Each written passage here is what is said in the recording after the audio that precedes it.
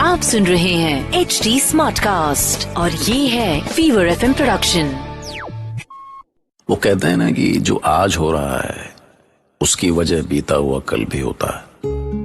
जैसे आज वनवास में भटकते हुए पांडव उतने दुखी नहीं थे जितना दुर्योधन शुरू से था, क्योंकि वो होश संभालते ही ये मान बैठा था कि हस्तिनापुर का होने वाला राजा वही है।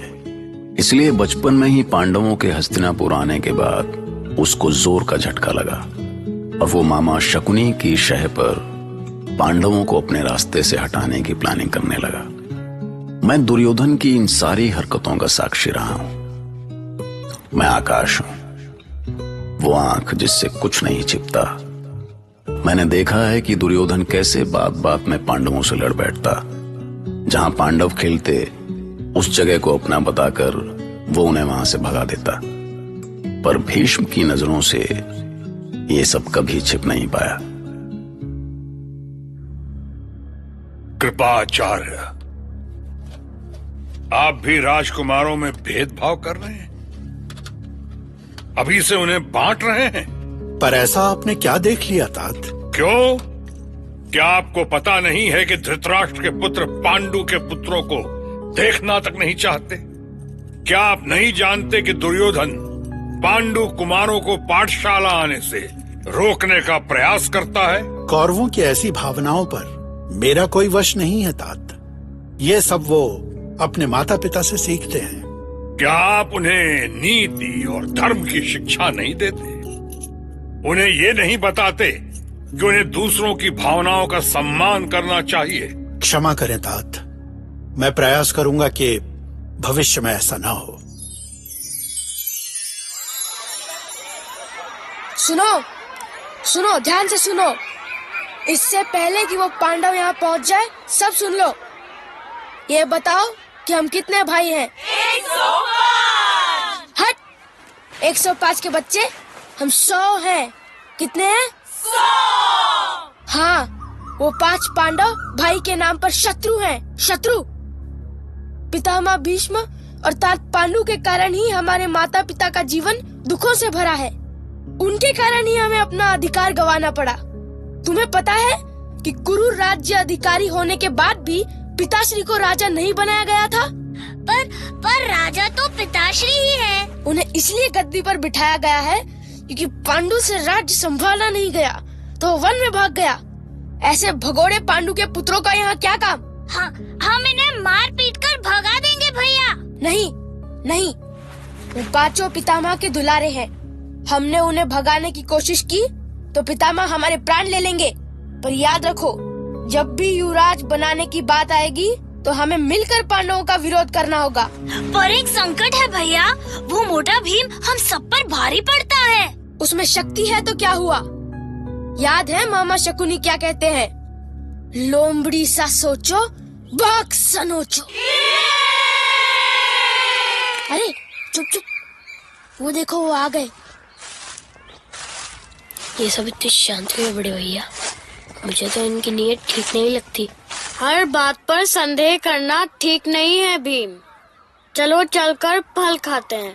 ए मोटे भीम, तू इसमें से एक भी फल नहीं ले सकता। मैंने तो ले भी लिया, देख देख। अरे रुक, अब मैं तुझे बताता हूँ। अच्छा।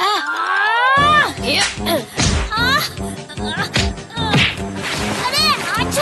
हाथ छोड़ो मेरा। अरे भैया छोड़ो उसे। अरे रुक, कहाँ जाता है? भैया भीम क्या कर रहे हो? अरे रे, दुशासन को छोड़ो भीम। मैंने तो कुछ किया ही नहीं भैया, ये खुद ही मुझसे लड़ने आए थे।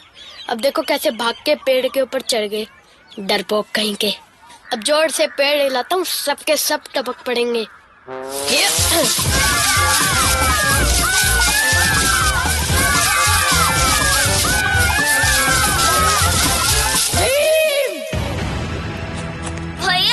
देखो, इसने मुझे मारा। तुझे लज्जा नहीं आती? छोटे भाइयों पर अपना बल दिखा रहा है। अपने बल का घमंड है तो मेरे सामने आ। जाने दो दुर्योधन, मैं स्वयं भीम को दंड दूंगा। दूर हट, नहीं तो तुझे भी मारूंगा। बड़ा आया हस्तिनापुर पर राज करने वाला, डरपोक कहीं का। क्या बोला तू? क्या बोला? हट, यहाँ तेरी दाल नहीं गलने वाली। अच्छा, बड़ा घमंड है तुझे अपनी शक्ति का। आ मुझसे कुश्ती कर। नहीं भीम नहीं, ऐसे आपस में उलझना ठीक नहीं। देखो भाई दुर्योधन, क्रोध मत करो। भीम ने जानबूझकर ऐसा कुछ नहीं किया। तू दो मुँहा नाक दुधारी चाल चलता है। तेरे भाई ने मुझे मल्ल युद्ध के लिए ललकारा और तू मुझे शांति का पाठ पढ़ा रहा है। इस मोटे हाथी से कहो कि साहस है तो मेरे सामने आए। इतना सब कुछ सुनकर भी चुप रहना ठीक नहीं है बड़े भैया। इसे इसकी भाषा में ही समझाना पड़ेगा। आगे बढ़ दुर्योधन। ये मारो भैया, मारो ये ले। ये ले। अब संभाल अपने आप को। ये ले। भीम संभाल के। रुक जाओ भैया, ये मोटू बहुत बली है। भैया छोड़ दो। ये रुक जाओ भीम। दुर्योधन तुम भी रुक जाओ। ये क्या हो रहा है भीम? इसने मुझे चुनौती दी थी गुरुजी। इसने मेरे भाइयों को मारा। मैं इसे नहीं छोड़ूंगा। चुप रहो दुर्योधन। सब शांति से राजभवन जाओ। कौरव इधर से और पांडव इधर से। जाओ अब।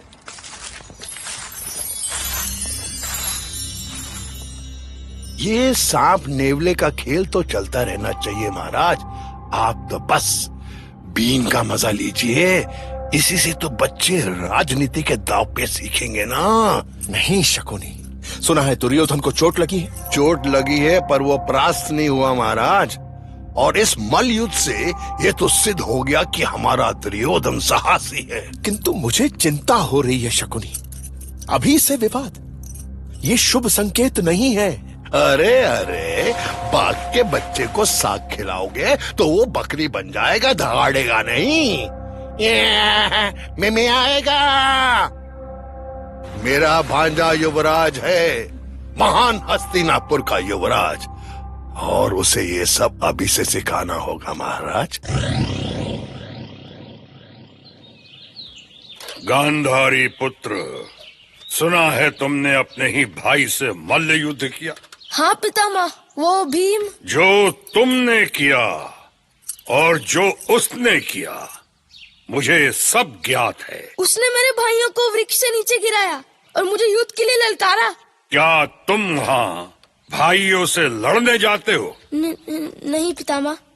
सुनो पुत्र, तुम जैसे वीर असत्य नहीं बोला करते। और एक बात सदा स्मरण रखना कि मुझसे कुछ नहीं छुपता। जी, मुझसे भूल हुई पितामह। ठीक है, अब जाओ।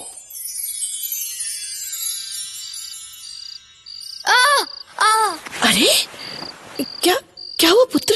यहाँ मत छुओ माता, बहुत दुख हो रहा है। उस गेंडे भीम ने मारा है। उफ, ऐसा निर्दयी है वो। पर पुत्र, तुम उससे उलझते ही क्यों हो? तो क्या अपने भाइयों को पिटता हुआ देखता रहूं? तो उसने तुम्हारे भाइयों को भी पीटा? हाँ, तभी तो मैंने उस पर हाथ उठाया। ठीक है, अब उनसे बात मत करना। माँ, वहाँ नहीं, बस हो गया। बहुत हो चुका। हम कब तक ये सब सहते रहेंगे? पांडवों को इसका उत्तर देना ही होगा। पर वो हाथी का बच्चा बहुत बलशाली है भैया। इसीलिए सबसे पहले उसी को ठिकाने लगाना होगा। अब पर कैसे? वो तो हम सबको पछाड़ देता है। अरे तुम उस गेंडे की चिंता मत करो। क्या और कैसे करना है ये सब मामा ने मुझे समझा दिया है। और आखिर में दुर्योधन ने मामा शकुनी की मदद से एक षड्यंत्र रचा। पर इसके लिए सबसे पहले उसे पांडवों को राजी करना था। और दुर्योधन ये ठीक से जानता था कि उनमें से सबसे आसानी से किसे राजी किया जा सकता था और कैसे। भैया युधिष्ठिर, प्रमाण कोटि देखोगे तो देखते ही रह जाओगे। वहाँ तो अपना एक महल भी है। वहाँ हमारा रसोइया हमारे लिए दिव्य भोजन का प्रबंध करके रखेगा। सारे भाई दिन भर जल क्रीड़ा करेंगे, उत्सव मनाएंगे।